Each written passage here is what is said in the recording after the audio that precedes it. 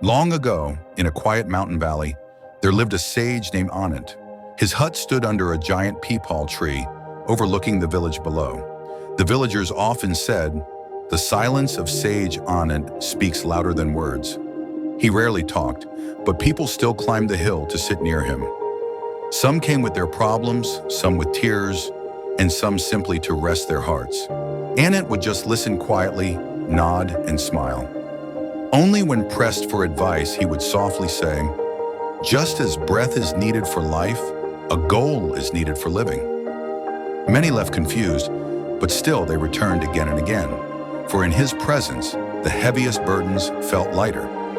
In the same valley lived a young man named Dev. Once he was full of dreams. He wanted to be great, to build a life full of success. But fate seemed cruel. Everywhere he went in search of work, he was turned away. Despite his talent, no one gave him a chance. His friends drifted away, his family lost hope, and whispers spread in the village. Dev is good for nothing. Lonely, defeated, and broken, Dev asked himself daily, "Am I even meant to succeed? Or is this my destiny to fail?" One evening, while sitting in despair, he overheard villagers speaking about Sage Anant. "Go to him," they said. "People find answers there, even without words." That night, Dev decided he would go. The next morning, Dev climbed to the sage's hut. Anant sat cross-legged under the tree, his gaze fixed on the horizon. Dev poured out his heart, his failures, his loneliness, his shattered dreams. When he finished, Sage Anant only smiled. Dev begged, "Master, please, say something. I need an answer." The sage finally whispered, "Just as breath is needed for life, a goal is needed for living.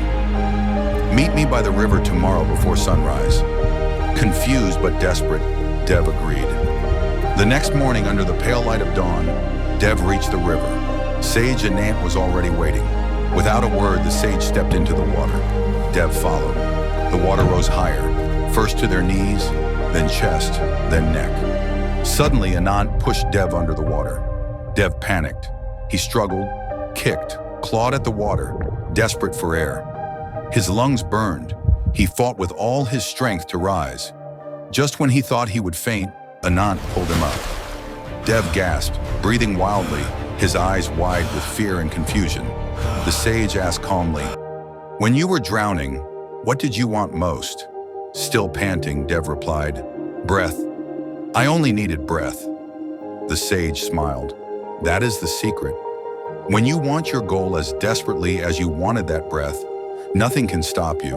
But as long as your desire is weak, your efforts will remain weak. Half-hearted wishes create half-hearted lives." In that moment, Dev understood. He realized his past mistakes. He had worked, yes, but never with the fire of true desperation. He had feared failure more than he desired success. From that day, Dev changed. He chose farming, his family's old tradition. But instead of treating it as a fallback, he poured his soul into it. He learned from master farmers, studied new techniques, and worked from sunrise to sunset. Failures came, yes, but he no longer feared them. He saw each one as a lesson, not an ending. Years passed. Dev's crops flourished. His name spread as one of the most successful farmers in the region.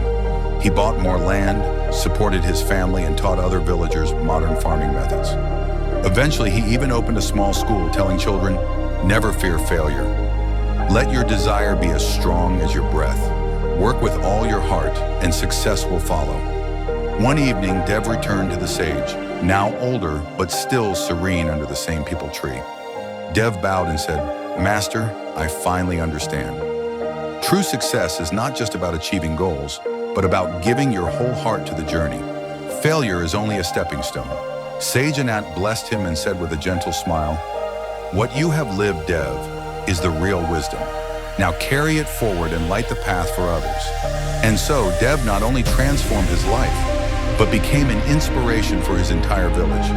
His story became proof that if your desire burns as deeply as your need for breath, no goal is impossible.